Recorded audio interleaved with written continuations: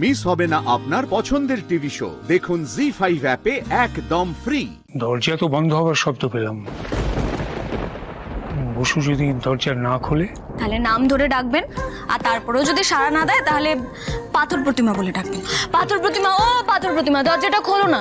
দেখবেন ঠিক সাড়া দেবে। রাধা, কি হচ্ছে এটা? কি গুরুজনদের সাথে এইভাবে কথা বলতে হয়? না, ও ঠিকই বলেছে, কিন্তু পাথরের পায়ে মাথা ঠুকলে কি আর সে সাড়া দেবে মা? দেবে দেবে, ঠিক সাড়া দেবে। আর আপনি কেন পাথর প্রতিমার পায়ে মাথা কুটবেন? আপনি তো পাথর প্রতিমার মনের দরজায় কড়া নাড়বেন। দেখবেন পাথর প্রতিমার মনের দরজা ঠিক খুলে দেবে। রাধা এত পরিণত কথা বলছে। মনের দরজা মানে কি গো রাধা?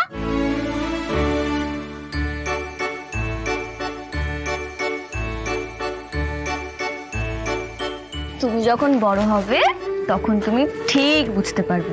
আর এটা তো তোমার ভূগোল নয় যে মডেল বানিয়ে তোমায় বোঝাবো।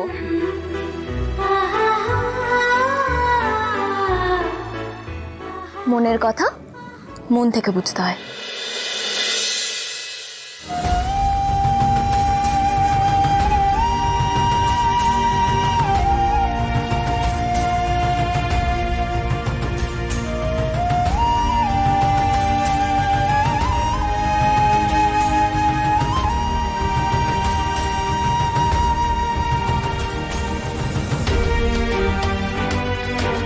যাও দাদা, আর দেরি করো না, যাও বৌদির কাছে যাও।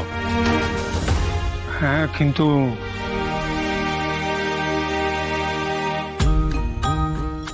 আর কোনো কিন্তু নয় জেঠুমণি, তুমি এখন বড় মায়ের ঘরে যাবে। হ্যাঁ জেঠুমনি, চলুন চলুন। একদমই তাই। মান অভিমান জিয়ে রাখতে নেই জেঠুমনি। আমিও এই একই ভুল করেছিলাম। যখন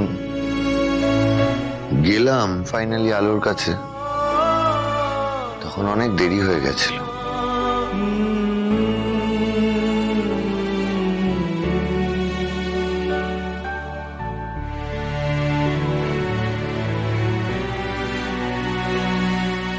আমার কাছে আসিস না রাধা, আমি ঠিক আছি।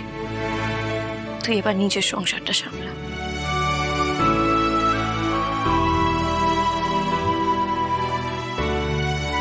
জেঠু চলো চলো চলো চলো চলো।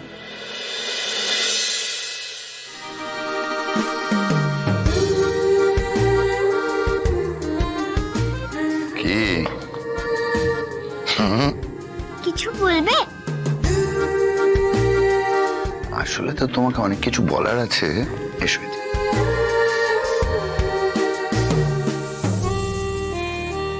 আমি আসলে তোমাকে সরি বলতে চাই।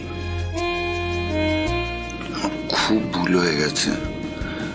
আমি তো বুঝতে পারিনি যে মেঘা আন্টি তোমার ক্ষতি চায়। আমি মেঘা আন্টিকেই দায়িত্ব দিয়েছিলাম তোমায় দেখাশোনা করার।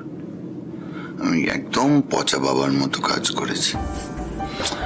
আমায় ক্ষমা করে দাও, কিন্তু আমি তোমায় কথা দিচ্ছি যে আমি তোমার মেঘা আন্টিকে কখনো ক্ষমা করব না। I am sorry.